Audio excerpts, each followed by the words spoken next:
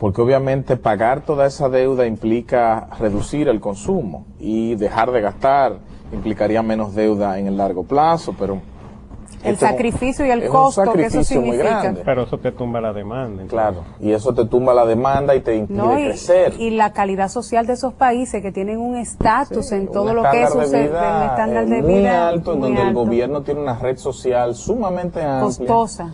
Y dificulta bastante tú decirle a personas ya pensionadas que van a tener que experimentar una reducción fuerte de sus ingresos, personas que reciben por discapacidad, por maternidad y por desempleo, por todo, hasta por reducir, tú reducir ese gasto es muy fuerte. El otro tema también de por qué es un tema tan importante es el asunto de las tendencias demográficas en esos países. Con excepción de Estados Unidos, la mayoría de estos países se están haciendo cada vez más viejos y el gasto en salud y el gasto en pensiones es oneroso para estos países, y entonces esto dificulta todavía más la perspectiva de mediano plazo de esta deuda, ¿no? Y que ellos están con reparto, o sea, que significa que como la población no está creciendo tanto, ahí hay un ahorro intergeneracional que no está siendo suficiente para solventar toda esa cantera de pensionados. Y de o sea, hecho, cada vez son menos los activos para sufragar los gastos de lo que se van retirando. Que se están retirando. Entonces el tema es que ahora mismo existe un problema porque en muchas de estas economías, por estar en medio de una crisis y haber tanta escasez de empleo, pues los inmigrantes, que eran los que estaban supliendo esa población joven, no están llegando en la misma velocidad que antes, por el hecho de que hoy en día las leyes laborales se han hecho más complicadas y sobre todo la oportunidad de conseguir un trabajo se ha hecho todavía más escasa. Entonces, esta situación dificulta las perspectivas de mediano plazo, y tengo que decirles que con respecto a eso el fondo, nosotros vamos a hacer un paréntesis ahí en ese tema para ir a una pausa. Cuando retornemos, entonces tú... Vemos esa visión del fondo ante ese escenario que tú has desarrollado tan bien.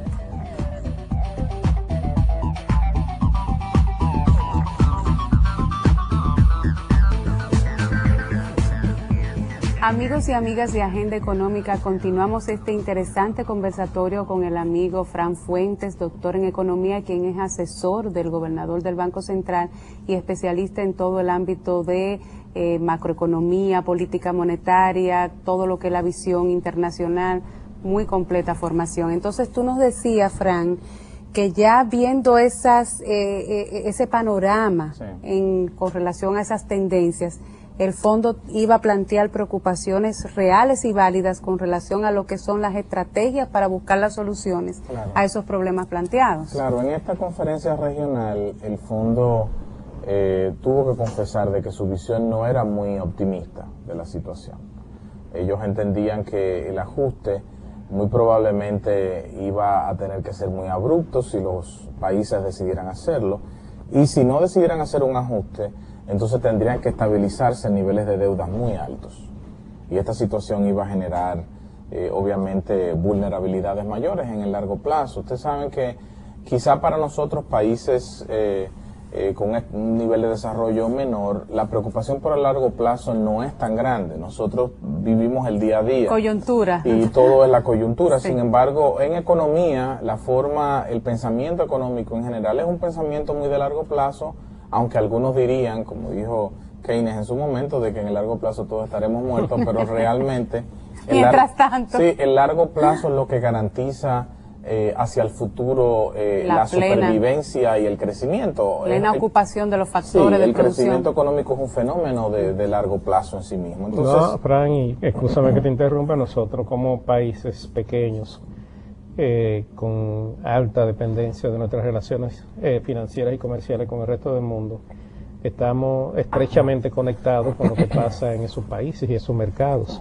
Entonces las decisiones que ellos tomen, ahora o después, en el sentido que sea, de alguna manera nos afecta. Sí.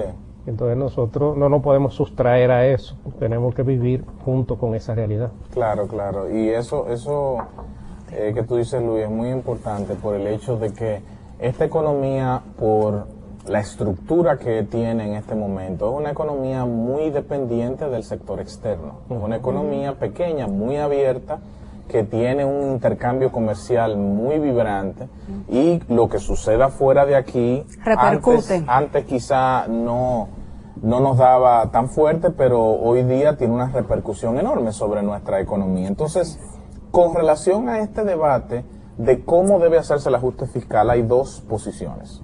Hay una posición que es una posición bastante tradicional, muy de la mano con la teoría económica básica, que es: debe haber austeridad en estos países. Yo me inscribo mucho en esta posición. Tipo Joaquín Balaguer. yo de hecho creo que es algo que va más allá de la economía, es algo parte de la lógica. Tú no puedes gastar consistentemente más de lo que tú recibes de ingresos, es algo que no es posible. Tú lo puedes hacer en periodos especiales, lo puedes hacer con financiamiento y luego repagar, entendiendo de que tú vas a tener que crecer mucho más en el futuro para poder repagar lo que te endeudaste. Pero esta posición ha sido muy recalcada por Alan Greenspan, que es el anterior presidente de la Junta de Gobernadores de la Reserva Federal. Greenspan dice que los Estados Unidos y su estructura actual no soporta las cargas impositivas que está asumiendo el gobierno. Esto hasta cierto punto es una crítica soterrada al presidente Obama, que, como yo dije en la vez anterior que estuve aquí en este programa, me parece que el presidente Obama ha tenido una buena intención en que esta reforma financiera fuese aprobada lo más pronto posible, en que hubiera una reforma de salud inclusiva para mucha gente, 50 millones de norteamericanos que no tenían seguro de salud. Pero hay que entender que todas estas reformas que está promoviendo Obama implican una mayor carga para el Estado. Toda reforma que implique mayor participación del Estado cuesta.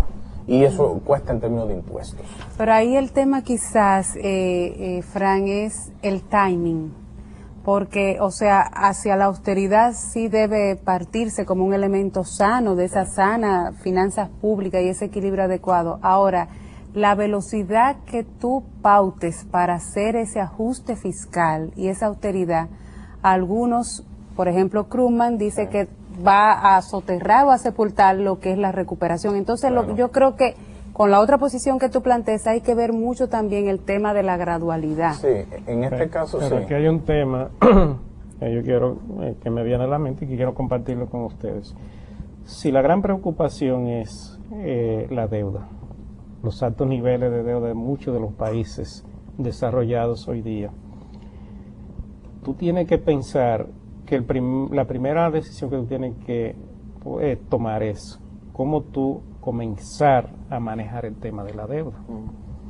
Si tú adoptas una política fiscal que te genere más déficit, más gastos, entonces tú tienes que saber que te vas a tener que endeudar más. Entonces tú no vas en la línea que se está esperando que tú tomes, porque en la medida en que tú aumentas el gasto público, si tú no tienes una compensación adecuada por el lado de los ingresos, entonces tú lo que vas a generar más déficit y más necesidad de financiamiento. Entonces, ¿qué es lo que se quiere hacer? ¿Cuál es el objetivo? Sí, que es la primera posición de austeridad. Aquí ahora lo que hay que ver es, ¿nos recuperamos, seguimos gastando o simplemente comenzamos a corregir para evitar que la deuda se convierta en un problema más grave? En base a esa preocupación tuya, Luis, es la segunda posición con respecto a esto, que uno de los abanderados es Paul Krugman, el Premio Nobel de Economía del 2008, que dice que este no es el momento para dejar de gastar. Para Krugman, sobre todo en el caso europeo, hay que mantener los estímulos fiscales porque la única manera de tú poder repagar esa deuda es creciendo.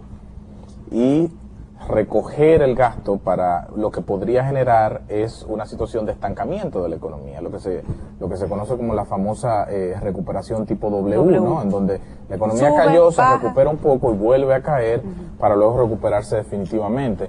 Y esta es una preocupación que tienen muchos economistas que están del otro lado. Muchos incluso policy makers que entienden, gente que está dirigiendo el Ministerio de Finanzas y Ministerios de Economía y Banco Central a nivel internacional, que entienden de que si tú le quitas el estímulo fiscal, eso inmediatamente te generaría una situación de debilidad, ya que el entorno internacional no es el mismo de antes.